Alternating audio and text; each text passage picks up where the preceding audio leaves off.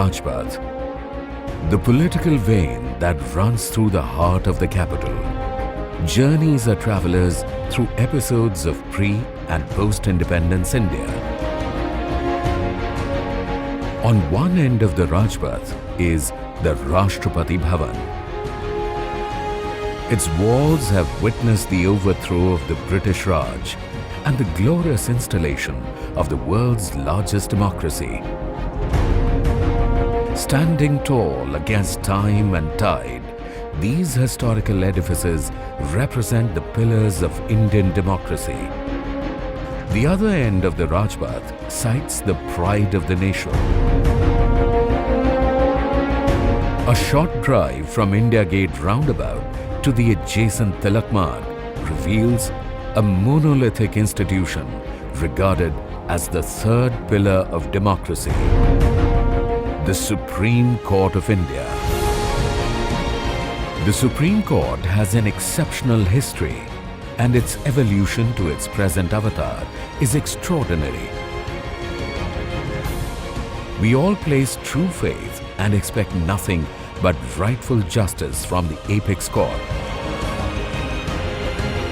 But how many of us know the significance of and services offered by this flag bearer of Dharma? Let's find out the answers to such questions and more through this state-of-the-art virtual tour. Exploring like never before our Temple of Justice. A study of the present is incomplete without an introduction to the past. During the British rule, an Act of Law replaced the Supreme Courts established at Calcutta, Madras and Bombay with 3 High Courts. This idea of an All India Court translated into reality with the inauguration of the Federal Court on December 6, 1937. 10 years hence, in 1947, post the drafting of the Constitution for a newly independent India, the Supreme Court of Independent India came into existence.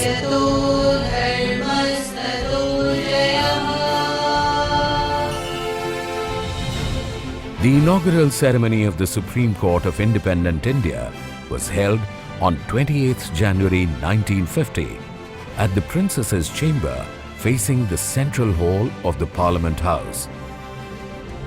The court carried out its functions from here until the new building came into existence, the foundation stone of which was laid on 29th of October 1954.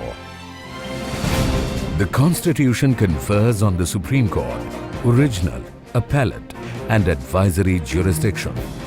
Additionally, the court exercises the power of judicial review and is equipped with the authority to hear curative petitions and public interest litigations.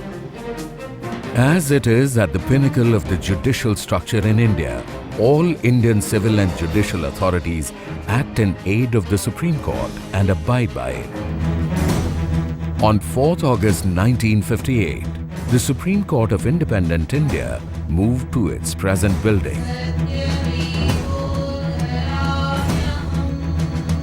An architectural marvel, the building was designed in an Indo-British style in the shape of a balance with a pair of scales.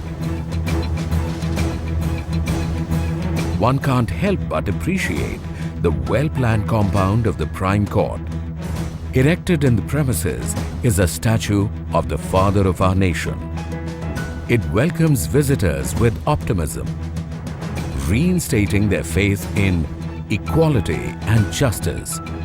Equally noteworthy is a 7-foot mother and child artifact. The masterpiece in bronze epitomizes Mother India sheltering a young republic personified by a child, upholding the law of the country, indicated by an open book. 2 pans of the beam balance serve as 2 wings, symbolic of 2 scales, join the central beam, which incorporates the largest courthouse chaired by the Chief Justice of India, along with 2 court halls on either side. Spanning an area of 17 acres, this Guardian of Justice accommodates 15 courtrooms chaired by Honorable Chief Justice of India and Honorable Judges of the country. An otherwise undisclosed yet remarkable sight inside this architectural wonder that embellished the walls of the Judges' Gallery is a mural of colored porcelain tiles. The mural exhibits the Goddess of Justice and the Father of our nation on either side of the extolled Wheel of Dharma.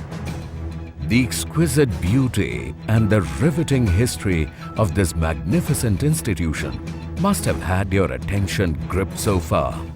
We shall now advance further to learn about how this esteemed institution functions and how justice is served at the apical level.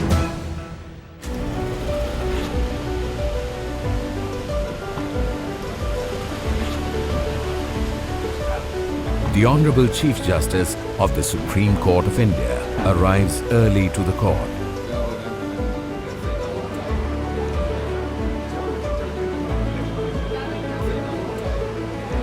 The Honorable Chief Justice and other Honorable Judges convene a meeting in the Assembly Hall to deliberate over crucial matters that deserve immediate attention of the court.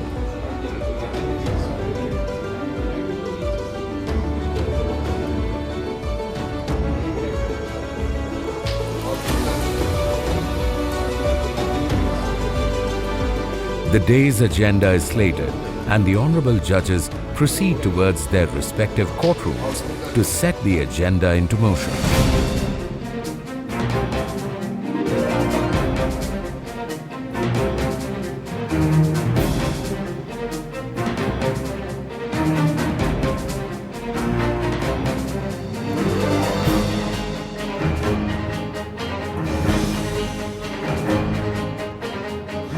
The Supreme Court is a shrine for intense discussions and debates on issues that concern a large number of people of the country.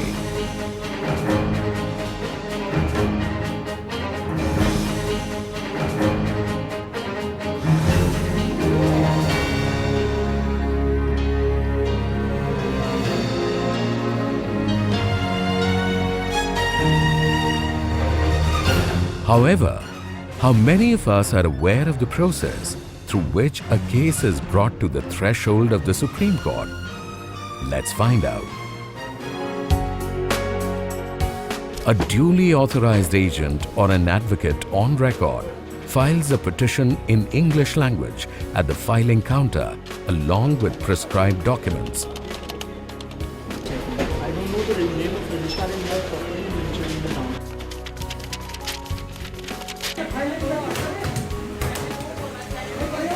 The petition, post due scrutiny, is presented before the court for hearing. On acceptance, it becomes a case that awaits justice at the hand of the Supreme Court judges. Being a court of record, the Supreme Court does not have a witness box. Advocates plead their cases and the bench adjudicates on hearing the same. By virtue of being a public court, it maintains a visitor's lounge to allow public access to all court proceedings once they have met the identity and security requirements prescribed by the court.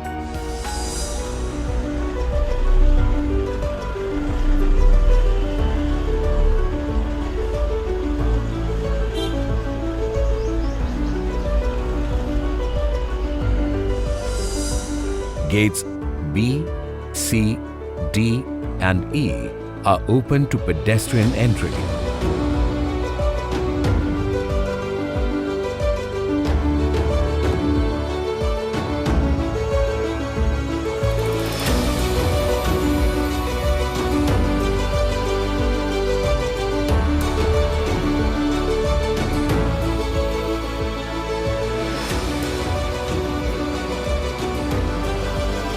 To ensure convenient accessibility, the Supreme Court Visitor Management System was launched in the year 2014 which has made it easier to obtain the gate pass.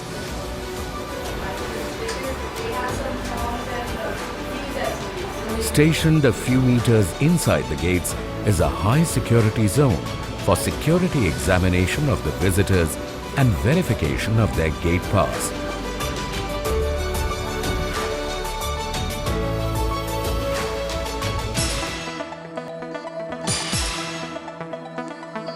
The spine of all legal proceedings, regarded as one of Asia's largest libraries, this three-story judges' library is pivotal in maintaining, furnishing and processing all existing legal materials at lightning speed. With an ever-increasing number of cases being filed, the judges today shoulder the Herculean responsibility of resolving over 80,000 cases annually, having a case disposal rate of 2,650 cases per judge per year. Assisting in this Herculean task are hundreds of court employees working relentlessly under the guidance of the Secretary General, who heads the administrative wing. Better known as the Registry, the administrative wing is responsible for the efficient and effective functioning of the Supreme Court.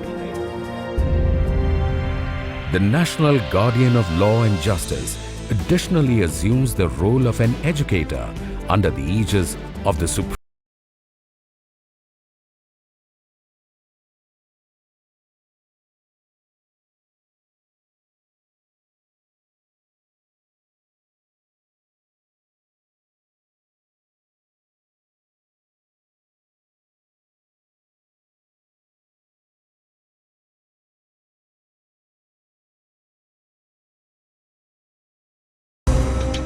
The magnanimous Supreme Court of India has gone through a tough tide of times.